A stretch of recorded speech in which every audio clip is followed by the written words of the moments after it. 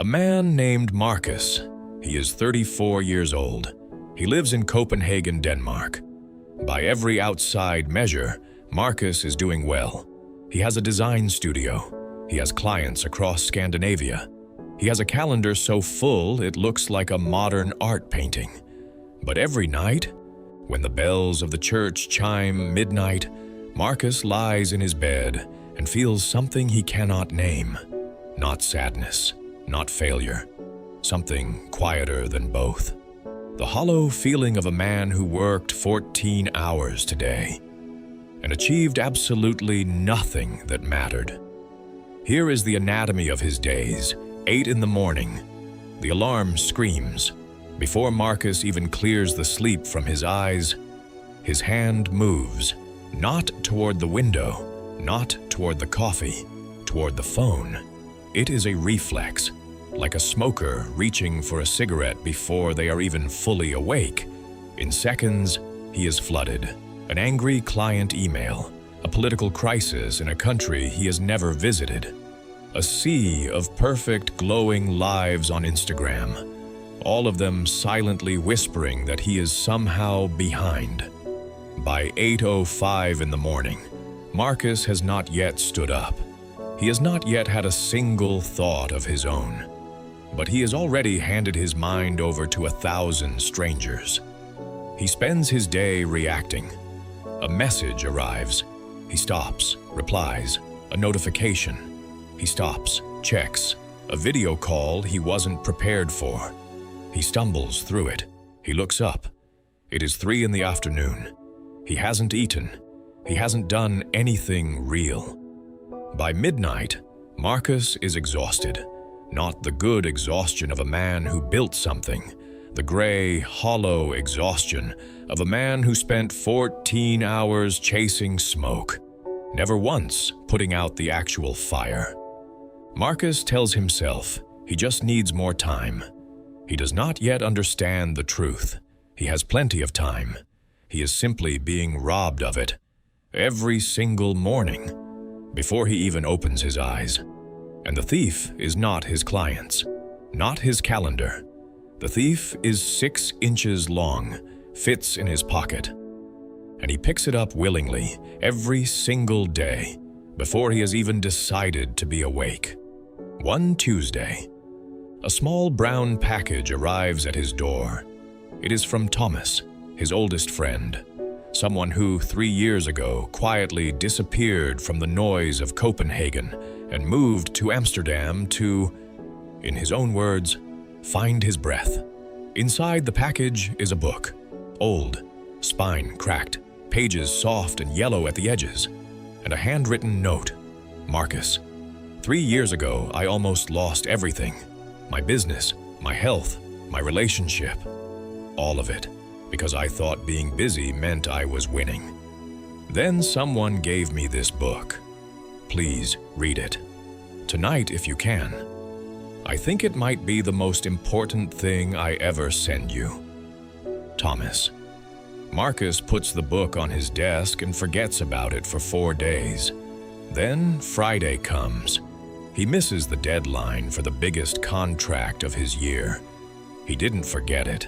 He thought about it every day.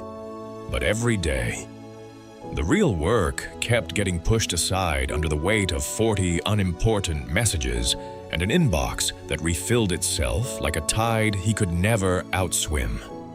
The client calls. The voice on the phone is cold, professional, polite, and absolutely disappointed. That night, Marcus opens the book. He reads until 2 in the morning, and when he closes it, he sits in the dark for a long time. Because the book has shown him something so simple, it feels less like learning and more like remembering. Here is what the book told Marcus.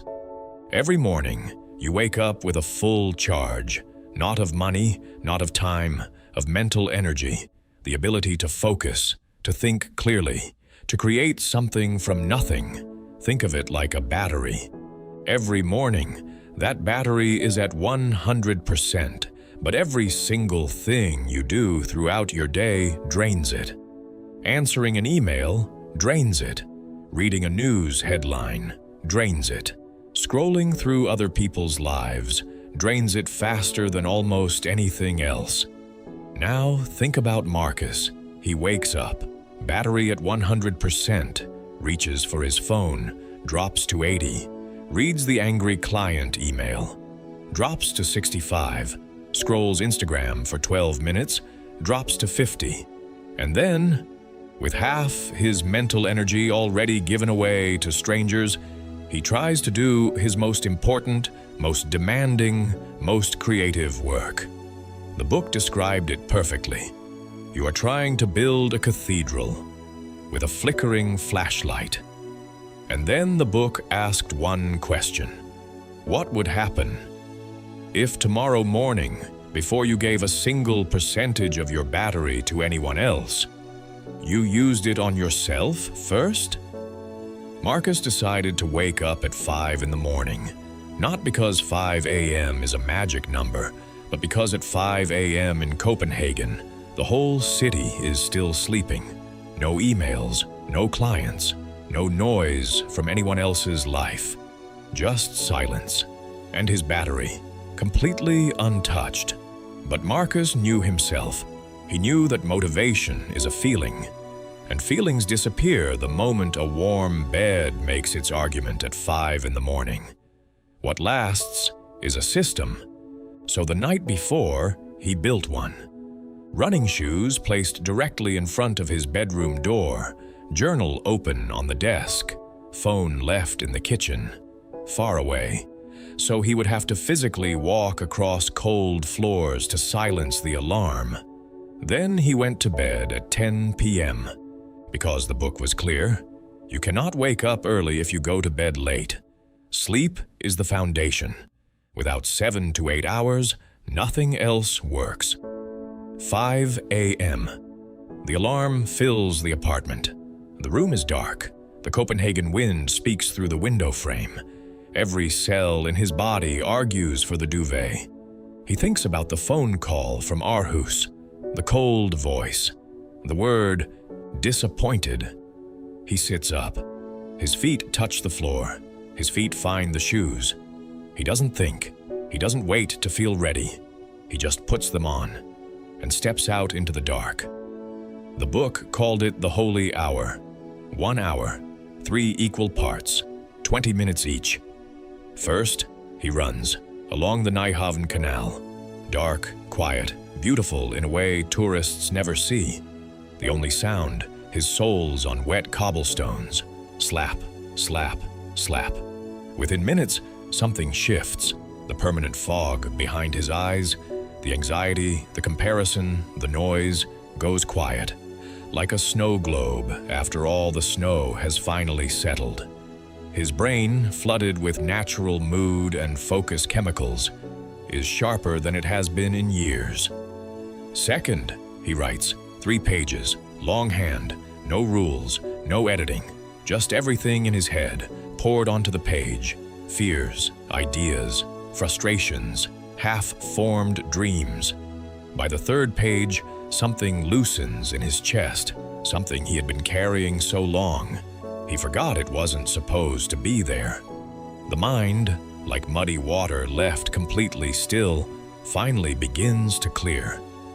Third, he reads, not news, not his phone, a real book, 20 minutes. And here is why that matters. 20 minutes of reading every morning adds up to 12 to 15 books a year. Over 5 years, that is 60 books more than most people around you will ever read. Not because they are lazy, because they gave those 20 minutes to their phones instead. Small deposits, every day, extraordinary returns. Over time. 1 hour has passed, his phone still untouched in the kitchen drawer, and Marcus feels something he hasn't felt in years. Ready, clean, clear, present, like a runner already at the starting line, while everyone else is still looking for their shoes. Now comes the second part of his morning. He sits at his desk, puts on headphones, closes every tab except one, the Aarhus project, the one he lost, sets a timer, 90 minutes, and enters what the book called the cave. No messages, no switching tabs, no phone, just him and the work, for 90 minutes of complete, undivided focus. When the timer sounds, he sits back. He looks at what he has made and feels something he hasn't felt about his work in a very long time. Pride. In 90 minutes of real, protected focus, he produced more meaningful, more original work than he typically produces in 3 full days of his old distracted life. He didn't work harder, he worked deeper, and the difference is everything. Weeks later, Marcus has coffee with his colleague Elena. She is smart, sharp, and today, completely exhausted. "Marcus," she says, "I tried the 5 a.m. thing last year. 2 weeks in, I got sick. My doctor said I was forcing my body against its own biology." Marcus nods. She was right, he tells her, because here is something most productivity videos will never tell you. Not everyone is built the same way. Science has shown that every human being has a chronotype, a genetically determined preference for when their body wants to sleep and wake. Some people are natural early birds, sharp and ready at 6 a.m. Some are genuine night owls, foggy in the morning but powerful and creative at 10 p.m. Forcing the wrong schedule on your biology doesn't create success. It creates what researchers call social jet lag, a daily war between your internal clock and your external schedule. And over time, the cost is real. Poor focus, low mood, weakened health. The point was never 5 a.m., Marcus tells her. The point is this: find the hours when your brain is naturally at its best, and protect those hours completely. Use them for your most important work before anything else gets to steal them. For me, it's early morning, he says. For you, maybe it's 10 at night when everything is quiet. The time doesn't matter. What matters is that you stop giving your best hours away. Marcus committed to 90 days, not 7, not 30, 90. Because real habits, the kind that stop feeling like effort and start feeling like identity, take honest, messy, imperfect time. The first 2 weeks, every morning was a fight he nearly lost. By week 6, the fight got shorter. By week 10, he woke up before the alarm. Not because he forced it, because his mornings now meant something. His run, his journal, his book, his cave. Purpose, it turns out, is the most powerful alarm clock ever invented. On day 90, Marcus opens an email from the Aarhus firm, the client whose disappointed voice he still remembered. It reads, "Marcus, we shared your recent work with partner firms in Oslo and Stockholm. All 3 use the same word independently. Extraordinary. We want to talk about a Scandinavia-wide project. We think you might be at the beginning of something important." Marcus reads it once, then closes the laptop, doesn't post it, doesn't call anyone. He just walks to the window and watches Copenhagen wake up beneath him. The first tram rattles past, a bakery door opens somewhere below, releasing a brief, warm cloud of bread and light into the February cold. And Marcus feels something so quiet, so completely unlike everything he used to chase. He almost doesn't recognize it. He feels ahead, not better than anyone, not finished, just ahead of the day. For the first time in his adult life, the day had not caught him running. He was already here, waiting for it. Hello guys, thank you for watching the video. And after watching this video, you might think your life is more complicated than that.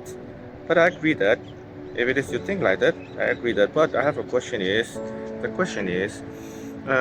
when was your last time you have fully 1 hour without mobile without distraction, anything, something like that, you should ask yourself. If you doesn't have, please try 1 hour, just 1 hour. I didn't mean for a 5 a.m., 10 hour, or 2 hour, nothing. No, just only 1 hour.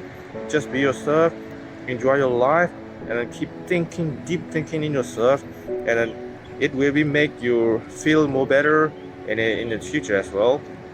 So in future, I will keep posting every 3 days as kind of motivation and some knowledgeable video. So please subscribe and make the thumbs up and share to your friend who may need that video. So thank you very much. See you in the next video. Bye bye. I'm Saul, by the way.